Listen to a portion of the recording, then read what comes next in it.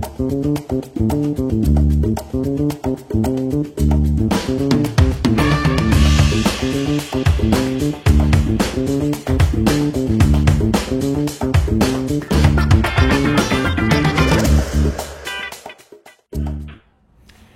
Detikers, gimana kabarnya? Bareng aku Esther Lee di program eLife, di mana program ini nantinya akan membahas seputar health dan juga fashion yang sedang tren. Dan hari ini Detikers, aku akan ngajak Detikers nih untuk berbincang-bincang mengenai dampak psikologis dan juga bagaimana sih atau cara efektif seperti apa sih yang bisa kita kasih untuk teman atau mungkin kerabat yang baru saja kehilangan. Jadi perbincangan kita hari ini Detikers akan mengacu pada musibah atas jatuhnya pesawat Sriwijaya Air dengan kode penerbangan SJ182. Jadi nanti Detikers aku juga akan menghadirkan salah seorang narasumber dari psikologis. Jadi beliau ini adalah seorang psikolog klinis yang sudah tergabung dan juga menjadi humas di IPK Indonesia, yaitu Ikatan Psikolog Klinis Indonesia. Jadi nanti untuk teman-teman yang mau bertanya dan juga ingin langsung nih interaktif dengan narasumbernya, bisa saja langsung join ke Zoom meeting kita. Nanti akan ada kode dan passwordnya yang tertera di layar, dan Detikers bisa aja langsung join dan langsung ngobrol sama kita. Nah ini ID Zoom-nya sudah tertera di layar, yaitu 957-4782-7308 dengan password Detikcom. Begitu Detikers, dan sekarang aku sudah terhubung dengan Mbak Cassandra Putranto. Halo Mbak Cassandra. Halo juga Mbak. Halo Mbak Esther. Mbak Esther. Iya. Ya, selamat sore. Assalamualaikum warahmatullahi wabarakatuh. Waalaikumsalam warahmatullahi wabarakatuh. Mbak Cassandra, apa kabar Mbak Cassandra? Baik, alhamdulillah. Alhamdulillah. Ya, sedikit lagi padat ya Mbak Cassandra ya. Iya nih, tadi lari-lari jadi akhirnya dari tadi. Maaf ya terlambat. Tidak apa-apa, nggak apa-apa. Yang penting kan sekarang kita udah bisa ngobrol-ngobrol juga ya, walaupun melalui online karena masih pandemik nih. Ya, jadi sangat disayangkan, harusnya kita bisa ngobrol langsung gitu kan. Sekarang tapi tetap harus kita menggunakan Zoom dan lain sebagainya.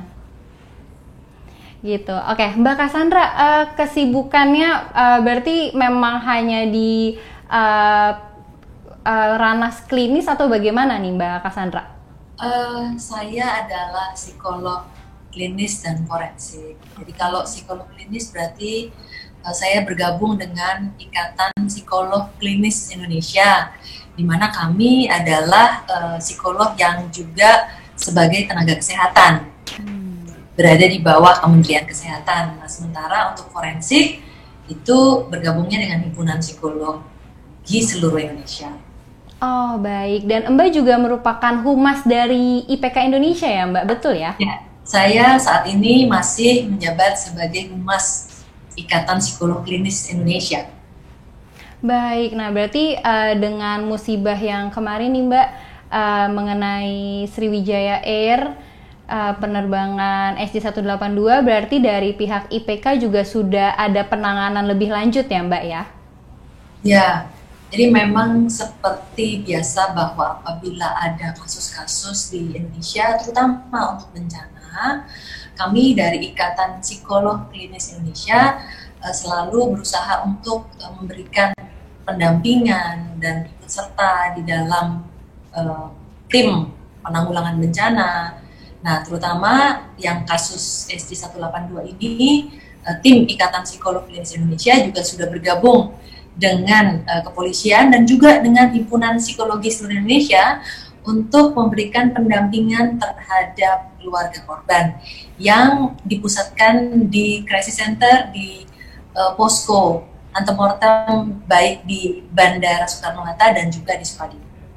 Oke, Mbak Cassandra, yang ingin saya tanyakan itu penanganannya seperti apa sih Mbak? Kalau misalkan dari IPK Indonesia mungkin ada prosedur atau penanganan lebih detail nih yang bisa Mbak Cassandra kasih informasi ke Detikers gitu. Ya, memang jadi setelah adanya sebuah kejadian itu tentu saja harus segera disediakan layanan psikologi berupa semacam psychological first aid begitu, di mana tim dari psikolog klinis itu di briefing tentu saja tentang situasi terakhir, tentang kejadiannya, tentang jumlah korbannya, dan juga tentang data-datanya.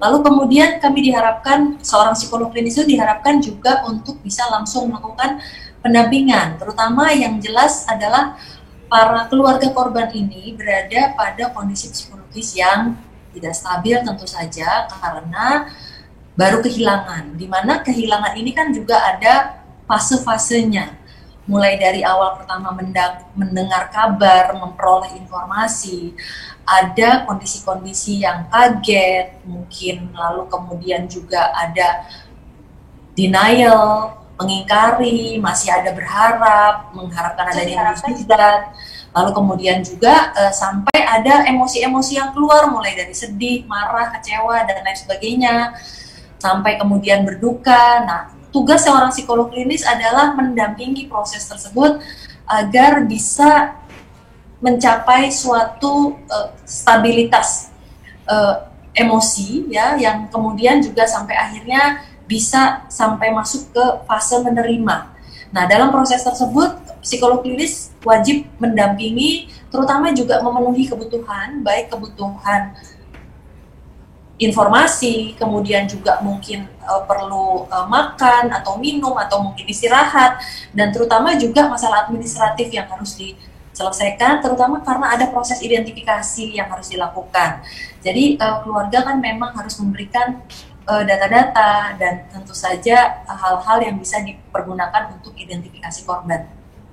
Baik, nah tadi kan Mbak Cassandra ada bilang Mbak Cassandra dan juga tim dari IPK Indonesia tuh bakalan mendampingi gitu. Berarti untuk orang per orang itu durasinya juga beragam ya Mbak Cassandra. Jadi tidak bisa diberikan patokan, misalkan dengan adanya musibah yang kemarin nih, oke nih mungkin di 3 bulan mungkin semua kerabat keluarga yang ditinggalkan itu sudah mendapatkan psikologi yang kembali seperti semula lagi, atau penanganannya gimana Mbak? Jadi benar-benar sampai tuntas, jadi durasinya tidak ketahuan nih bisa berapa bulan atau mungkin tahunan gitu. Betul sekali, tapi pertama-tama saya ingin luruskan bahwa untuk kali ini saya secara pribadi tidak ikut serta. Karena alasannya adalah memang dalam sebuah tim itu tentu saja harus dipastikan bahwa yang mendampingi itu memiliki kondisi psikologis yang prima juga, dan tentu saja siap untuk menjalankan fungsinya sebagai seorang psikolog klinis. Nah, kebetulan untuk yang kali ini saya tidak ikut ya. Saya hadir di sini sebagai humas untuk menyampaikan informasi tentang kegiatan dari tim Satgas Bencana kami, yaitu Ikatan Psikolog Klinis Indonesia, yang sudah dilibatkan baik di Bandara Soekarno-Hatta dan Supadio, dan juga dalam proses penyerahan korban terhadap keluarganya di posko ya. Jadi persoalannya adalah ini yang juga harus saya sampaikan, ketika menerima informasi, menerima berita, lalu kemudian keluarga pasti berada di dalam kondisi kaget, itu saja sudah memerlukan peran psikolog untuk mendampingi. Lalu kemudian proses-proses informasi, lalu kemudian juga menunggu kabar, ada proses evaluasi atau assessment yang harus dilakukan para psikolog klinis untuk mengetahui kondisi dari keluarga korban, yang mana hasil evaluasi ini nanti akan dipergunakan untuk menjadi dasar pada saat melakukan upaya-upaya stabilitas. Ya, artinya tidak serta-merta begitu ada kasus langsung dilakukan hal yang sama. Jadi setiap orang tentu harus ada prosesnya, dan psikolog klinis itu harus ada briefingnya, dan yang jelas pasti ketika bersedia untuk dilibatkan harus memiliki kondisi psikologis yang prima juga. Ya, nah dalam hal ini saya hanya mewakili teman-teman, itu pun juga tidak atas keinginan sendiri memenuhi undangan dari Detikcom, karena ini juga sudah diketahui atau atas persetujuan dari Ketua Ikatan Psikolog Klinis Indonesia, dalam hal ini Ketua kami Ibu Indria Laksmi Gamayanti, untuk menyampaikan bahwa organisasi kami Ikatan Psikolog Klinis Indonesia sudah dilibatkan dan sudah terlibat dengan menurunkan kami punya anggota itu sekitar 3.000 orang, dan tentu saja dari 3.000 orang itu saya tidak tahu persis berapa jumlahnya, dan karena jumlah ini pasti akan selalu bertambah ya, terutama karena kita ketahui korban dari SD 182 itu kan mencapai sekitar 162 orang kalau saya tidak salah ya. Nah, tentu saja keluarganya ini adalah keluarga dari 162 korban, dan tentu saja yang tadi sudah disebutkan tidak bisa hanya dalam satu satuan waktu, karena berarti tadi ada prosesnya, ada proses menemani, ada proses pendampingan, proses memenuhi kebutuhan baik informasi maupun kebutuhan fisik dan mentalnya, lalu kemudian ada asesmennya, kemudian ada pendampingannya. Nah, biasanya proses untuk betul-betul bisa menjalani dan menstabilkan emosi dan akhirnya sampai kepada kondisi menerima, itu ada fase-fase yang cukup berat, yang tentu saja harus didampingi, harus dilakukan stabilisasi terhadap keluarga korban. Nah, yang tidak bisa hanya waktunya pendek ya. Untuk orang-orang tertentu, keluarga tertentu mungkin bisa lebih cepat dibandingkan keluarga yang lain. Tetapi kan tentu saja tidak bisa dipercepat gitu ya. Tergantung masing-masing keluarga dalam proses ini apakah bisa melalui secara singkat ataupun perlu waktu atau perlu tenaga lebih atau perlu pendampingan lebih. Nah, biasanya memang umumnya mencapai sekitar 3 bulan, bahkan bisa sampai 1 tahun ya, karena proses ini adalah bukan proses yang pendek dan sederhana, bahkan ada juga yang bisa lebih dari 1 tahun. Baik, berarti dari pernyataan Mbak Cassandra ini jadi untuk memberikan bantuan untuk keluarga yang juga ditinggalkan, seorang psikolog pun harus mempunyai kondisi yang prima ya Mbak Cassandra, karena mendampingi seseorang yang mempunyai traumatik sendiri itu juga akan berdampak balik kepada psikolog itu sendiri nggak sih Mbak? Seharusnya seperti itu ya?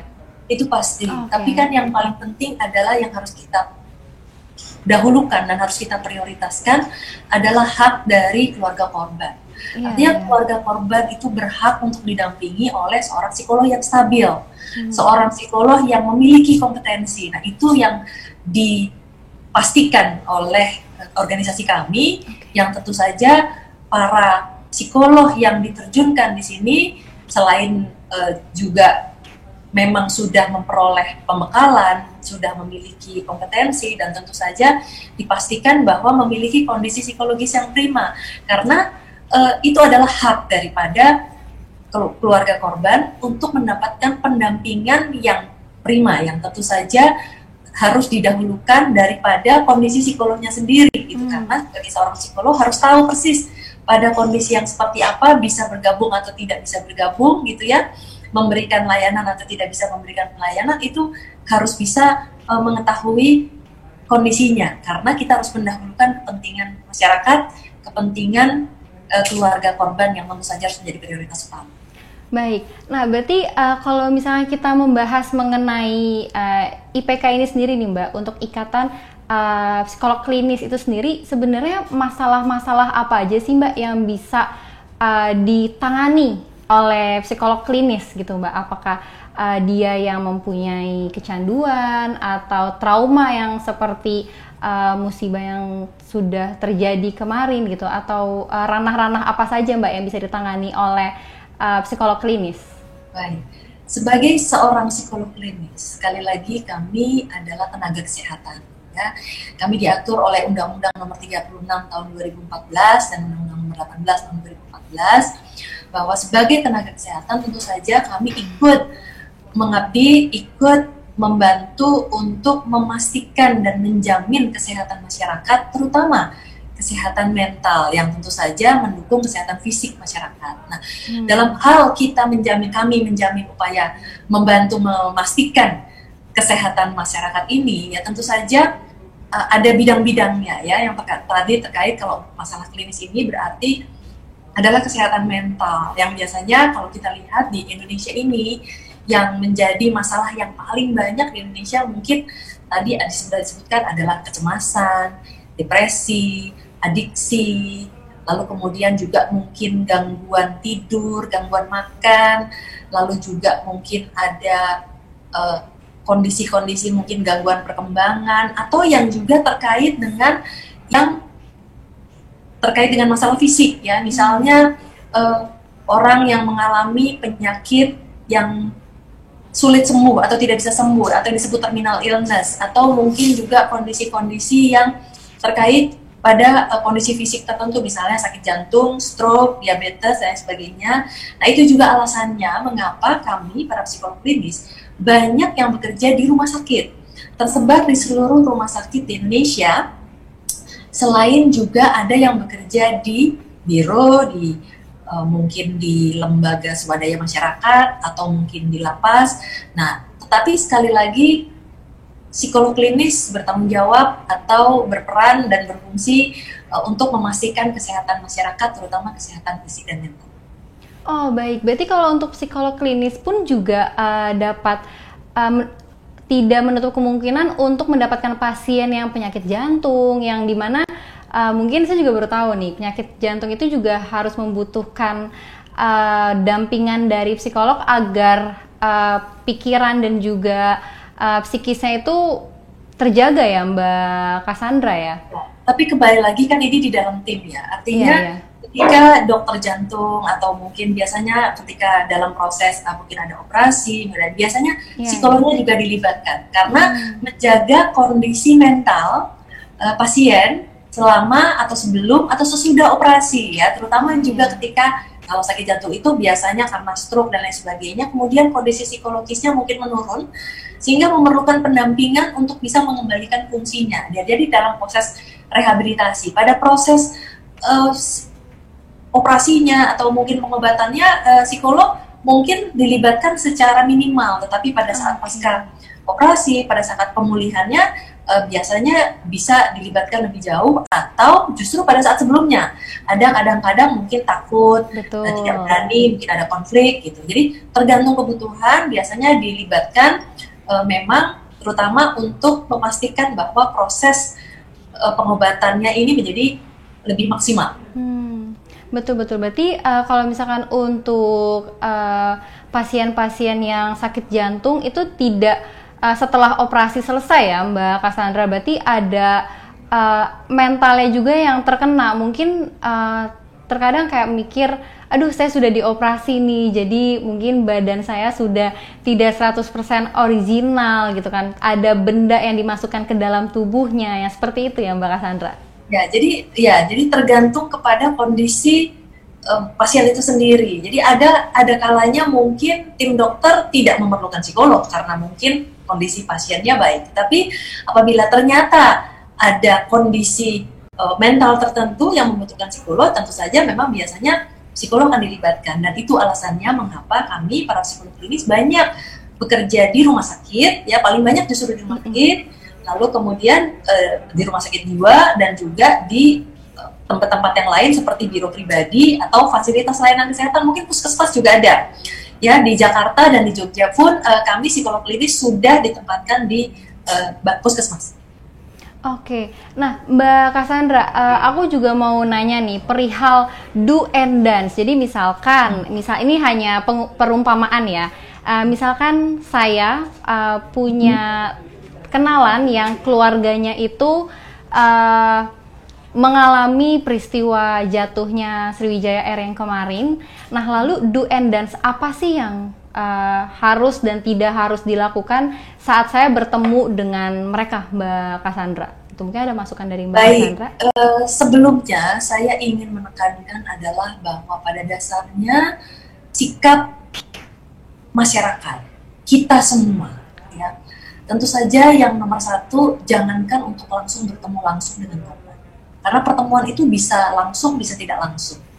Yang perlu diingatkan adalah bahwa kita semua harus menjaga agar tidak terjadi trauma sekunder, agar tidak terjadi trauma yang berkepanjangan, di mana keluarga ini menjadi terus diingatkan, dan bahkan menjadi lebih sedih kondisinya, bukan karena kehilangannya, tetapi justru karena perilaku masyarakat.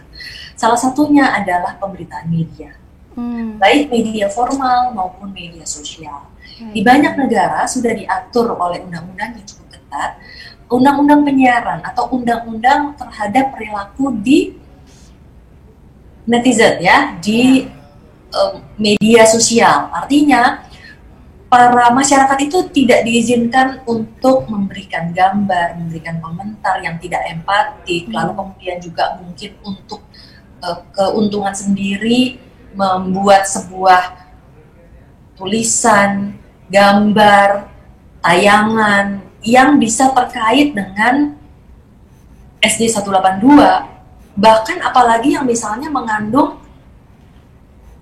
gurauan, candaan, atau komentar-komentar yang tidak pada tempatnya. Ini yang pada inti yang paling utama sebenarnya ini juga ya, karena sekali lagi bertemu itu tidak bisa langsung, tetapi juga ada yang tidak langsung. Nah, ketika orang merasa saya tidak bertemu dengan keluarga korban, tetapi tulisannya, kata-katanya, gambarnya itu bisa jadi terbaca, terlihat ya oleh keluarga korban yang justru akhirnya menimbulkan trauma baru atau bahkan bisa menjadi trauma yang berkepanjangan. Jadi saya berharap bahwa dengan kesempatan ini kami dari Ikatan Psikolog Klinis Indonesia mencoba mengingatkan agar masyarakat bisa menahan diri untuk tidak melakukan ini, terutama juga kepada media formal, karena kami masih melihat beberapa media formal yang masih misalnya mewawancarai keluarga korban pada saat keluarga korban masih berada pada kondisi berduka ya, mungkin di video, mungkin berapa kali tayangannya diulang-ulang terus-menerus. Ini bukan sesuatu hal yang empatik dan sesuai dengan etika ya, jadi mohon untuk tidak dilakukan. Lalu kemudian yang kedua, berbagai pemberitaan pun juga sebaiknya tidak berlebihan, sesuai dengan fungsinya dan tidak mengedepankan atau tidak melebih-lebihkan hal-hal yang justru menambah sedih atau menambah trauma ya. Kalau bisa ya harus bisa pemberitaan itu adalah pemberitaan yang sifatnya informatif, bagaimana mencegah, bagaimana menghilangkan, bagaimana menurunkan, bagaimana meminimalkan kondisi trauma keluarga korban, bagaimana keluarga korban ini bisa ditenangkan, bisa dihilangkan dan diminimalkan rasa traumanya, adalah juga dengan menjaga pemberitaan. Lalu kemudian yang langsung, apabila ada di antara kita yang mungkin berkesempatan untuk memiliki kontak interaksi ya terhadap keluarga korban, tentu juga harus hati-hati menjaga ya, bahwa tugasnya memang mendengarkan, tetapi tidak mengorek-ngorek, tidak bertanya-tanya, karena kita tidak tahu situasi dan kondisinya. Kadang-kadang ada yang memang ingin cerita, ada yang tidak. Nah, mengorek-ngorek itu bisa jadi justru menimbulkan luka ya. Lebih baik lebih kepada memberikan reaksi atau ekspresi simpati, empati ya. Kadang-kadang kata-kata itu justru tidak diperlukan. Yang diperlukan adalah lebih kepada perhatian, kemudian mungkin pelukan, atau mungkin juga lebih kepada ekspresi yang apakah sudah makan, apakah sudah tidur, apakah sudah jadi jangan ditanya, jangan bagaimana perasaan dan lain sebagainya, itu bukan suatu hal yang etis ya untuk ditanyakan ya, terutama. Yang jelas harus bisa memastikan bahwa keluarga korban pun terpenuhi segala kebutuhannya, sudah makan, sudah minum, sudah istirahat ya, dan tentu saja apabila menangis ya diberikan kesempatan menangis itu, walaupun tentu saja diusahakan agar menangis dan proses menangis itu juga berada pada kondisi yang stabil ya, karena dilarang menangis juga tidak mungkin ya. Tentu saja harus ada proses yang bisa diterima ya, tapi tentu saja tidak menambah kesedihan, tidak menambah memori-memori yang negatif. Lalu kemudian yang berikutnya adalah memberikan informasi yang memang pada tempatnya, misalnya informasi tentang proses identifikasi, lalu kemudian juga mungkin proses mungkin ada ganti rugi, ada mungkin ada hal-hal yang lain lagi yang mesti dikerjakan, ada proses administratif yang lain gitu. Yang paling penting adalah agar korban dan keluarganya tentu saja mendapatkan pelayanan dan perlakuan yang manusiawi dan selayaknya ya, terutama dalam proses identifikasi ini adalah bahwa masing-masing harus diidentifikasi secara khusus, secara individual, di mana yang kita ketahui sekarang pun juga sudah sesuai ya dengan adanya disaster victim identification Indonesia. Iya, jadi tadi kan Mbak Cassandra ada bilang kalau misalkan kita bertemu dengan keluarga korban, lebih baik jangan dikulik-kulik nih gitu, perasaan seperti apa gitu. Tapi kita sebagai orang biasa kan mempunyai mindset itu seperti ini Mbak Cassandra. Misal lebih baik kamu nangis dulu nih di awal, biar kedepannya tuh lebih lega. Nah, apakah itu juga bisa menjadi salah satu tips nih Mbak Cassandra untuk keluarga korban yang terkena musibah seperti jatuhnya pesawat Sriwijaya seperti itu Mbak Cassandra? Terus terang saya tidak bisa menjawab itu secara spesifik. Kenapa? Karena setiap orang pasti berbeda-beda ya Mbak Cassandra. Ya, setiap komentar itu bisa sangat berbahaya. Jangankan orang awam, ya, teman, keluarga, kenalan dan lain sebagainya. Psikolog saja tidak boleh melakukan itu. Oh, baik. Artinya harus betul-betul hati-hati sekali karena kita harus menghindarkan adanya potensi trauma baru atau trauma yang berkepanjangan, ya. Nah, tentu saja harus ada proses assessment, harus ada proses mengetahui kondisinya seperti apa. Bisa atau tidak bisa seseorang ditanya seperti itu atau diberikan saran seperti itu gitu ya. Saran ya udah menangis aja dulu atau menangisnya nanti atau menangisnya besok atau jangan menangis. Itu saya rasa adalah hal yang sangat harus betul-betul diperhatikan dengan hati-hati ya. Tidak bisa begitu saja dilontarkan dengan sembarangan karena harus betul-betul tahu kondisi psikologis keluarga korban.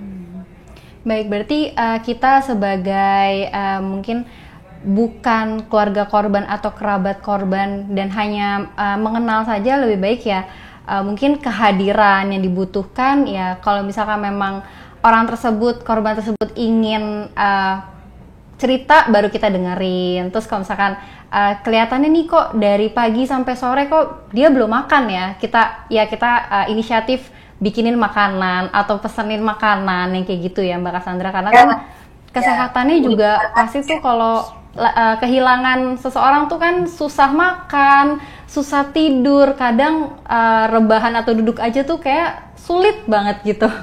Ya, itulah kadang-kadang sentuhan tangan atau mungkin pelukan atau tepukan gitu. Nah, ini kan juga hati-hati, harus hati-hati sekali gitu ya. Kadang-kadang ada orang-orang yang kalau keluarga mungkin bisa melakukan itu. Kami psikolog klinis tentu saja tidak boleh main peluk, main sentuh-sentuh gitu ya. Ini harus hati-hati gitu. Betul-betul harus tahu persis kondisinya.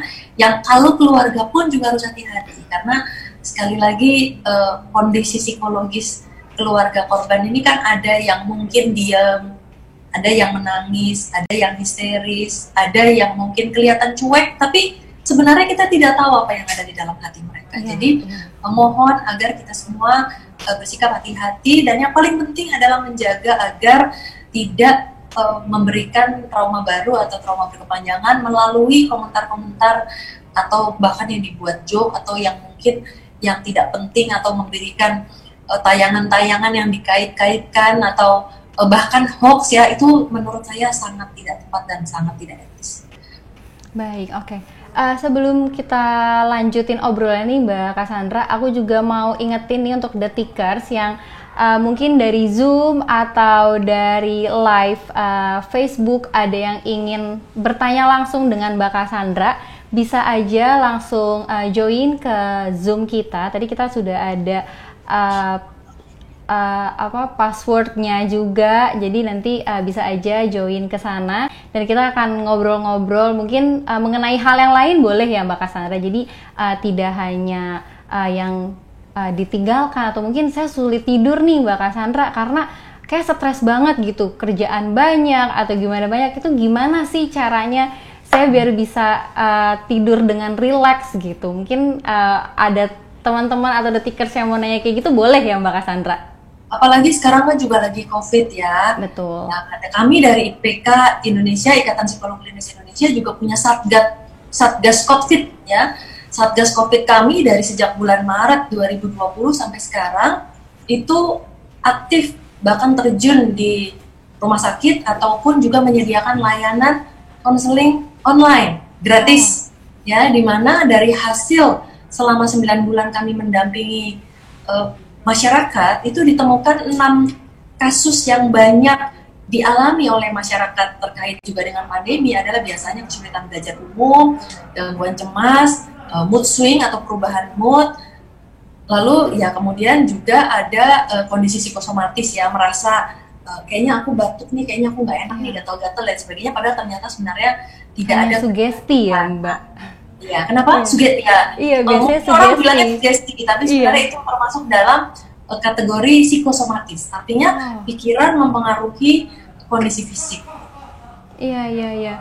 Jadi kalau misalkan biasanya nih kita mendengar gitu, aduh ini teman kita ada yang positif nih, padahal kita udah lama banget nggak ketemu dia gitu kan, udah kayak mungkin sebulan yang lalu, terus tiba-tiba dada kita sesak gitu, berarti itu tadi bisa dibilang psikosimetris ya Mbak, atau apa tadi Mbak? Psikosomatis. Oke. Psikosomatis. Oke, psikosomatis ya Mbak ya. Ya berarti memang kalau misalkan kita juga kan sekarang kantor-kantor menerapkan WFH gitu kan, dan kalau misalkan keluar tuh kayak kok ngeri banget gitu kan, kena virus atau gimana, dan kadang juga di rumah kan bosen ya Mbak, itu karena kayak ya udah kerja di rumah, makan di rumah, semua dilakukan di rumah, tidur dan lain sebagainya. Nah itu cara nanganinnya biar kita mental dan psikis kita nggak down itu kayak gimana, Mbak Cassandra?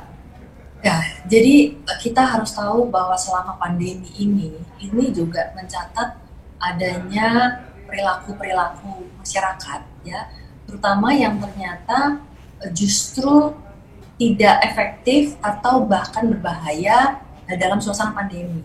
Ya, ada 3 hal yang harus kita perhatikan selama pandemi. Itu penelitian membuktikan.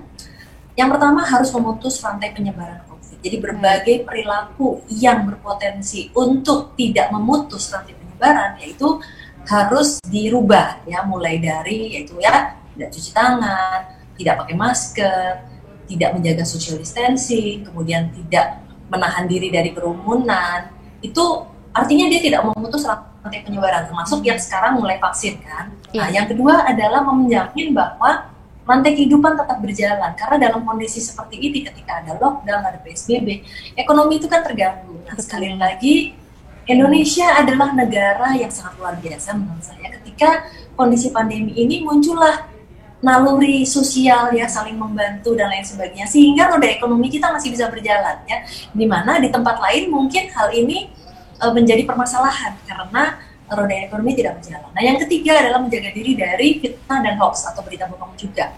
Nah, ketika dalam masa pandemi ini kita lebih banyak membaca berita bohong atau akhirnya hoax banyak disebarkan dan kemudian menjadi konsumsi dari masyarakat. Nah, ini menjadi masalah karena hoax dan berita bohong itu mengaduk-ngaduk emosi dan membuat orang menjadi imunitasnya turun. Nah, kalau imunitas turun karena menjadi stres dan lain sebagainya, tentu akhirnya membuat atau meningkatkan potensi untuk menjadi tertular. Nah, persoalan di dalam masa pandemi ini yang namanya virus, imunitas kita kan harus tinggi. Nah, bagaimana kita menjaga imunitas untuk menjadi tetap tinggi? Tadi memang ya makan sehat, tidur cukup, olahraga, kena sinar matahari. Semua itu adalah upaya untuk memastikan bahwa imunitas kita tinggi supaya kita tidak tertular, tidak terinfeksi oleh virus. Tapi yang kelima adalah memastikan supaya diri tidak stres. Nah, ini alasannya mengapa banyak yang juga berpotensi untuk tertular virus itu. Pertama adalah karena rentan secara fisik. Memang ada penyakit penyerta, terutama penyakit jantung, ginjal, diabetes, paru-paru, itu akan lebih cepat terkena infeksi. Mereka yang sedang berada dalam kondisi sakit atau punya penyakit penyerta akan lebih mudah terkena. Yang kedua adalah mereka yang memiliki kerentanan psikologis.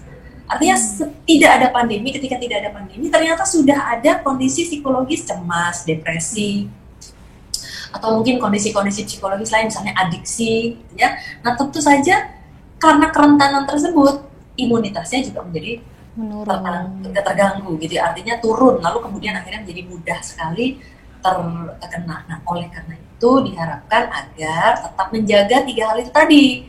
Memutus rantai penyebaran COVID, memastikan rantai kehidupan tetap berjalan, dan menahan diri dari berita hoax ya, bahwa ya kalau memang ada hoax langsung di-report saja, langsung di-blok saja dan tidak diikuti, karena itu akan menurunkan imunitas kita. Memastikan bahwa kita tetap hidup sehat, makan sehat, istirahat cukup, olahraga, kena sinar matahari. Nah, persoalannya adalah tadi harus ada di lingkungan yang tertutup ya. Iya, yang itu lagi yang sering kita sebut cabin fever, gitu. Kita nggak boleh keluar ya. Kita ada PSBB, apalagi sekarang PSBB-nya diperketat, orang-orang tidak boleh masuk Indonesia, dan kita sendiri bagaikan di lockdown di rumah. Iya. Ya, pemerintah memutuskan untuk PSBB, ya, pembatasan sosial berskala besar. Tapi kenyataannya bagi keluarga, bagi individu jadi lockdown di rumah, tidak boleh kemana-mana, gitu kan. Tapi kembali lagi tentu saja aktivitas yang masih bisa memastikan memakai masker, kemudian mencuci tangan, atau bisa juga pakai hand sanitizer, lalu kemudian menjaga jarak dan menghindari diri dari kerumunan, ya tentu harus dilakukan. Nah, yang upaya kita terakhir adalah kita vaksin. Nah, sekarang bagaimana sikap kita terhadap vaksin? Apakah kita bisa menerima? Ya tentu saja diharapkan adalah, sekali lagi, vaksin pun tidak serta-merta kemudian membebaskan seseorang dari kemungkinan tertular, karena sekali lagi vaksin itu hanya faktor yang bisa mengurangi resiko ya, tetapi tetap saja masker, cuci tangan, menjaga diri dari kerumunan dan juga social distancing, lalu kemudian tetap mengawasi agar tidak sentuhan, berinteraksi atau berdekatan dengan orang-orang yang berpotensi, ya tetap harus ditegakkan. Jangan sampai setelah vaksin kemudian bertemu dengan orang karena merasa berarti sudah kebal, ya tidak juga. Baik, oke, Mbak Cassandra, ini saya mendapatkan info ada salah seorang penanya nih di Zoom. Yep. Ya, halo, dengan Mas Enziko Tanasa. Halo Mas Enziko. Ya, halo. Ya, ingin bertanya apa nih Mas Enziko dengan Mbak Cassandra? Ya, jadi lebih ke tanya sih, gimana sih kalau misalnya kita nih harus bersikap kalau misalnya memang ada teman yang menjadi korban suatu bencana sebenarnya. Karena sering nih kayak implementasinya aja sih, kayak sering banget kita bilang oh ya yang tabah ya atau apa, tapi kayak tidak plong gitu loh ke dianya. Nah, itu gimana, ada tips nggak untuk gimana sih untuk memperlakukan mereka seperti itu sih, apalagi dengan pandemi ini pastinya dengan komunikasi chat itu banyak banget kayak dual arti lah gitu loh, dibanding kita harus ketemu langsung. Mungkin kalau ketemu langsung bisa dengan kita salaman atau mungkin pelukan, sekarang kan nggak bisa nih. Nah, itu yang saya mau tahu gimana sih untuk verbal atau bagian untuk chatnya yang biar bisa tetap kena gitu loh, atau tetap benar gitu. Ya, yang jelas seperti tadi juga disebutkan, korban ini dan keluarga korban ya, artinya keluarga korban yang kehilangan itu kan pasti akan melalui berbagai fase. Nah, kita juga harus sadar nih fasenya fase yang mana gitu kan. Kalau fasenya masih di depan-depan, masih kaget, masih panik, mungkin tidak bijaksana ya kalau langsung terus kemudian udah ikhlasin, tabah gitu, mungkin tidak bijaksana. Jadi masyarakat juga harus bisa setidaknya melakukan pendeteksian lah dalam kondisi yang seperti apa. Tapi yang jelas, yang paling aman itu adalah kehadiran. Ya. Dengan kehadiran, dengan mungkin bisa, apalagi sekarang lagi pandemi, mungkin tidak bisa datang. Tapi kehadiran itu sekarang ini kan tidak harus secara fisik. Kehadiran bisa dalam bentuk perhatian, mungkin mengirimkan sesuatu, mengirimkan pesan. Ya apalagi sekarang kalau di handphone tuh kan ada gambar-gambar gitu ya, mungkin tapi pun gambarnya harus dipilih ya, yang istilahnya bisa berbentuk pelukan. Kitanya tidak memeluk ya, karena sekarang lagi COVID kan nggak boleh tadi yang menyentuh, berdekatan aja mungkin nggak boleh, salaman juga nggak boleh sekarang. Tapi kita bisa mengirim secara virtual, secara elektronik, itu artinya ikut berduka gitu kan ya. Kata-kata yang paling aman ya memang menyatakan empati, menyatakan kedukaan yang mendalam gitu ya. Itu yang kalau mungkin kita lihat juga bentuk-bentuk meme yang banyak atau konten yang banyak itu misalnya hanya gambar pita hitam atau kemudian bunga, itu kan suatu hal yang masih netral ya. Tapi kembali lagi kalau misalnya ada hal-hal yang mungkin sudah mulai tidak, itu saya tidak rekomendasikan gitu, karena kita tidak tahu kondisinya. Jadi mengucapkan kata-kata pun harus hati-hati ya, kita juga harus lihat kondisinya.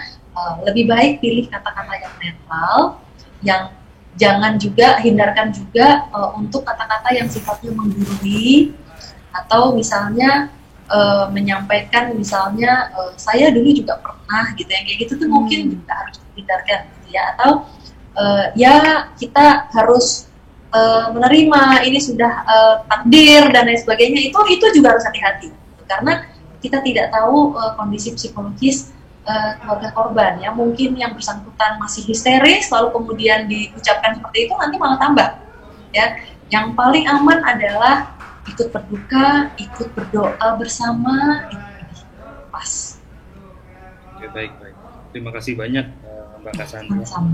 Ya. Baik, jadi karena dengan situasi pandemik juga kan, kita nggak bisa ketemu langsung, jadi hanya kontaknya via chat, takutnya ada ambiguitas di sana. Jadi ya itu dia tadi Mbak Cassandra mengatakan ya agar ya sudahlah emoticon atau mungkin lebih menawarkan diri mungkin ya Mbak Cassandra, mungkin seperti apakah ya, jadi ya. Kita pray, kita berdoa, kita berduka, apa yang bisa dibantu, apa yang dibutuhkan kan gitu ya. Itu penting. Mungkin kalimat seperti itu yang lebih bijak dibanding yang tabah ya, karena kan ya nggak bisa dipungkiri ya Mbak, dengan kalimat yang tabah ya, yang sabar, ikhlasin aja gitu, itu kan memang sudah menjadi suatu template kalau kita ingin mengucapkan bela sungkawa ke keluarga yang ditinggalkan gitu Mbak Cassandra. Betul, persoalannya seperti tadi saya katakan, fase itu kan ada beberapa fase, mulai dari kaget, denial, menolak, mungkin kemudian ada marah, ada sedih, ada kecewa, ada kesel, ada mungkin nggak ikhlas gitu, menyayangkan, menyesali, berandai-andai, itu fasenya cukup panjang tuh. Lalu kemudian masih berdukanya, baru setelah berduka baru bisa menerima ya. Ikhlas itu udah paling akhir gitu. Yeah. Nah kalau baru di depan udah langsung disuruh ikhlas kan kayaknya sebenarnya masih jauh sekali ya Mbak Cassandra. Itu sangat tidak manusiawi ya kalau saya. Itu kan ada proses yang harus dilalui, yang tentu saja kita harus bisa menunjukkan rasa simpati dan empati kita tersebut yang bisa diterima ya, bahwa ada fase yang harus dijalani, yang setiap orang tidak sama, jadi kita harus betul-betul hati-hati menjaga perasaan. Nah, persoalannya sekarang ini juga ada kejadian bencana-bencana yang lain ya. Betul. Tadi pagi ada bencana, ada gempa dan lain sebagainya ya. Kita betul-betul harus berdoa untuk bangsa Indonesia. Betul. Dan sama ini Mbak Cassandra, aku baru keinget, dan biasanya kan untuk ada orang yang baru kehilangan, lalu kita datang, hadir ke rumah duka atau mungkin via phone gitu, dan malah nge-flashback seperti misal, sebenarnya papa kamu atau siapa gitu, kayak ibu kamu tuh sebenarnya orang yang baik loh, dia tuh dulu pernah, jadi seperti dia flashback sebenarnya itu untuk dirinya sendiri, tapi dia obrolin, dia omongkan, dia komunikasikan ke orang yang baru saja kehilangan. Itu apakah suatu sikap yang benar, tepatkah Mbak Cassandra untuk bercerita seperti menurut itu? Saya tidak. Menurut saya tidak. Ya, artinya kalau misalnya kita juga ada proses berduka itu seringkali kesempatan untuk bicara, kesempatan untuk memberikan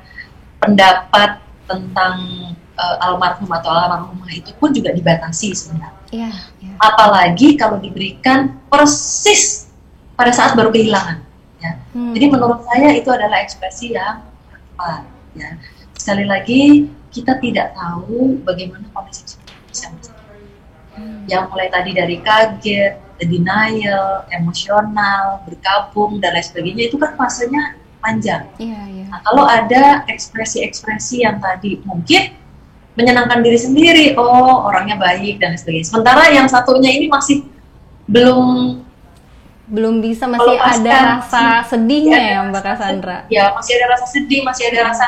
Biasanya kan kalau kehilangan, yang namanya orang kehilangan itu kan nggak pakai persiapan. Biasanya terjadi tiba-tiba, lalu kemudian ada rasa belum bisa terima gitu kan, lalu pasti sedih ya, apalagi kalau kepergian itu adalah sebuah kepergian yang mendadak karena bencana, baik bencana alam maupun bencana buatan manusia atau bencana yang tidak terelakkan seperti ini gitu. Ya tentu saja ketika kondisinya dalam kondisi yang seperti itu, ya ekspresi yang mungkin hanya menyenangkan diri sendiri itu bukan satu hal yang tepat ya, sekali lagi.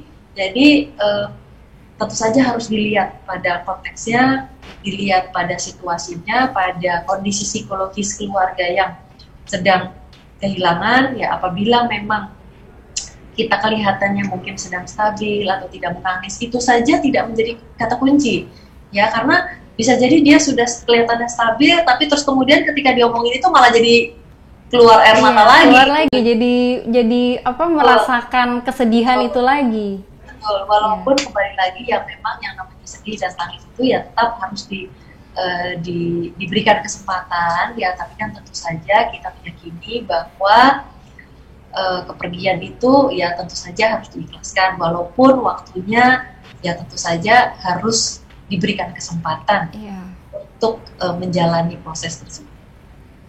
Baik, Mbak Cassandra, ini ada penanya juga di Zoom, tapi ini melalui kolom chat nih. Sepertinya malu Mbak Cassandra untuk langsung bertanya kepada Mbak Cassandra. Jadi ini dari Karila. Halo, saya mau bertanya, sebenarnya apakah dengan kehadiran kita sebagai teman bisa mengurangi trauma atau rasa kehilangan orang tersebut? Seperti itu Mbak Cassandra. Baik, pertanyaannya bagus sekali nih Mbak Karila ya. Kehadiran saja gitu ya, itu saya yakin bisa memberikan perasaan positif. Artinya seseorang bisa merasa adanya perhatian, adanya dukungan.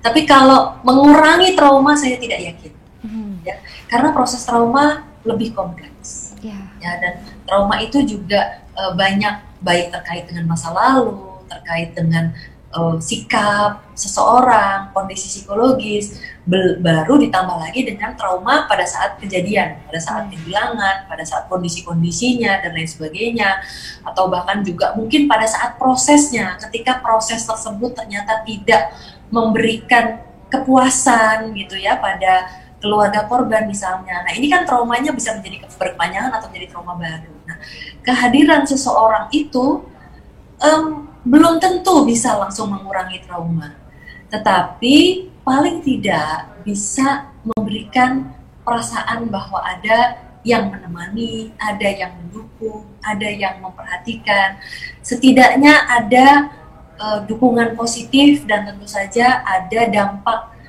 yang positif bagi kondisi emosional. Jadi tentu saja ya kehadiran ini tadi akan sangat bermanfaat. Nah persoalannya dalam kondisi COVID yang sekarang ini, kehadiran bisa jadi tidak hadir secara fisik, tapi ya tentu saja bisa diwakili dengan pesan elektronik ataupun dengan perhatian-perhatian seperti mengirimkan pesan, mengirimkan bunga, mengirimkan apapun yang sekiranya memang dibutuhkan oleh masyarakat. Nah dalam hal ini juga kalau kita bisa berkaca dengan negara-negara lain, Jepang misalnya.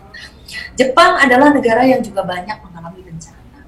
Tapi mereka sudah sangat diatur oleh negaranya untuk tidak menyiarkan hal-hal yang sifatnya berpotensi untuk menimbulkan trauma atau menambah trauma. Nah dalam hal ini biasanya pemberitaan ini juga dipusatkan kepada yang lebih informasi-informasi untuk mencegah, untuk mengatasi, atau untuk proses administrasi yang bisa dibutuhkan.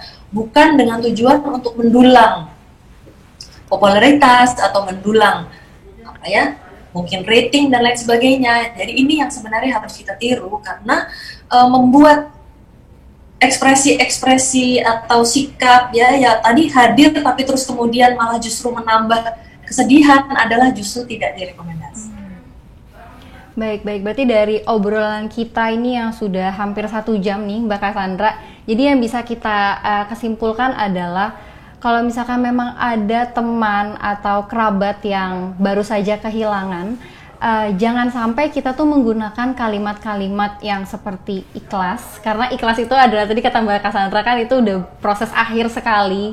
Jadi kalau misalkan di awal mungkin teman atau kerabat baru kehilangan, ya lebih baik kita mendampingi dia saja ya Mbak ya, mendampingi atau mungkin lebih memberikan perhatian gitu. Dan juga apalagi ini lagi kondisi pandemik gini juga, kita kan di awal 2021 itu ada ya beberapa bencana seperti kemarin di tanggal 9 itu ada jatuhnya Sriwijaya Air, lalu ada tanah longsor juga, dan baru tadi pagi tadi pagi gempa, tadi subuh ya, tadi pagi sekitar jam 2. Dan ya yang kita bisa lakukan adalah kita ya sama-sama berdoa gitu kan untuk seluruh masyarakat Indonesia agar tetap ada di lindungan Tuhan gitu kan, biar dan juga kita sama-sama support, sama-sama yuk kita bisa melewati masa pandemi ini. Karena jujur di masa pandemi ini juga kan nggak sedikit orang yang jadinya yang awalnya bebas, kita tidak punya batasan gitu, mungkin kita mau keluar ya udah kita keluar aja, tapi sekarang kalau kita keluar pun kita juga ada pemikiran lagi gitu kan. Jadi kayak ya sudah deh saya di rumah aja gitu kan. Tapi di rumah pun juga ya di situ-situ aja juga jadi malah bikin stres juga gitu kan. Ya mungkin kita bisa harus diisi dengan kegiatan-kegiatan yang positif yang menjaga agar pikiran itu tidak terpaku pada pikiran-pikiran yang negatif, bahwa di dalam kondisi yang sesulit ini, yang terbatas ini, kita tetap harus bersyukur tentu saja dengan kesehatan dan dengan apapun yang kita miliki, lalu diisi dengan kegiatan-kegiatan yang positif. Justru ini kesempatan untuk belajar hal yang baru, memiliki kedekatan dengan keluarga. Ya barangkali bisa dilakukan, ada olahraga di rumah, ada mungkin masak, ada mungkin seni dan lain sebagainya. Nah, atau nonton film lucu katanya, jadi banyak jokes. Iya, kayak biar buat naikin imun, jangan nonton drama Korea terus nih yang bikin sedih kan, imunnya jadi turun tuh katanya. Jadi harus nonton yang seru-seru. Drama Korea nggak semuanya yang sedih-sedih. ada yang tentang kepolisian, ada yang tentang ada militer ada juga, IT gitu. Jadi tergantung ya, sekali lagi bagaimana kita mengisi ya tadi dengan konten-konten yang positif. Karena sekali lagi jangankan hanya drama ya, game, jadi semuanya nih ya, drama, mau Korea, mau India, mau Indonesia, mau manapun gitu ya. Lalu kemudian film, kemudian game, kemudian lagu, atau juga misalnya mungkin ada proses pembelajaran, kayaknya misalnya belajar main gitar, belajar masak, dan segala macam. Jadi sedapat mungkin adalah sesuatu yang positif. Iya, jadi nggak cuma kerja di rumah, semua melakukan aktivitas di rumah seperti bebersih gitu, tapi di rumah pun juga kita bisa makin berkreasi ya Mbak. Jadi kita mungkin bisa level up skill memasak kita, atau mungkin bermain alat-alat musik yang mungkin dulu udah nyampe rumah capek gitu kan bawaannya karena habis nyetir mungkin, tapi sekarang di rumah kita nggak perlu nyetir kemana-mana. Kita udah stay di rumah, mau ambil gitar mungkin tinggal ambil, langsung tinggal belajar dari teknologi juga kan sekarang udah semakin banyak deh, mau chord apapun kayak udah bertebaran banget gitu kan, kayak gitu Mbak Cassandra. Dan ini sudah 1 jam ternyata Mbak Cassandra, dan aku mau mengucapkan terima kasih banyak nih buat Mbak Cassandra untuk waktunya, sudah sempetin nih live bareng Detik. Ya Mbak Cassandra, terima kasih untuk tips dan juga tadi kayak misalkan kita nggak boleh untuk mengatakan kalimat-kalimat yang sebenarnya itu menjadi suatu hal yang resiko. Iya? Mengandung resiko. Iya, yang mengandung resiko untuk orang yang baru saja kehilangan. Ternyata kalimat yang ya sudah ikhlaskan saja itu menjadi kalimat yang susah ya, sulit untuk justru menjadi kalimat yang tidak peka terhadap situasi, bahwa ada proses kehilangan, kesedihan, bergabung, berduka, marah, dan lain sebagainya yang memang harus dijalani, justru diabaikan, semua harus ditarik untuk langsung cepat-cepat harus diikhlaskan, tentu bukan suatu ekspresi yang layak untuk diberikan. Iya, seperti itu. Jadi Mbak Cassandra, terima kasih atas waktunya, dan aku berharap nih kita bisa ngobrol-ngobrol lagi di next episode mungkin Mbak Cassandra. Ya, siap. Mbak Cassandra jaga kesehatan, tetap nih lagi padat-padatnya banyak pasien tadi nih. Terima kasih banyak. Terima kasih Mbak Cassandra, dan Detikers, terima kasih juga untuk Detikers yang sedang menonton via live Facebook atau mungkin di websitenya 20 Detik dan juga di Zoom. Aku berterima kasih, dan kita akan ketemu lagi di episode selanjutnya mengenai seputar health dan juga beauty dan fashion yang sedang tren. Aku Esther Lee, pamit undur diri. Dadah. Dadah.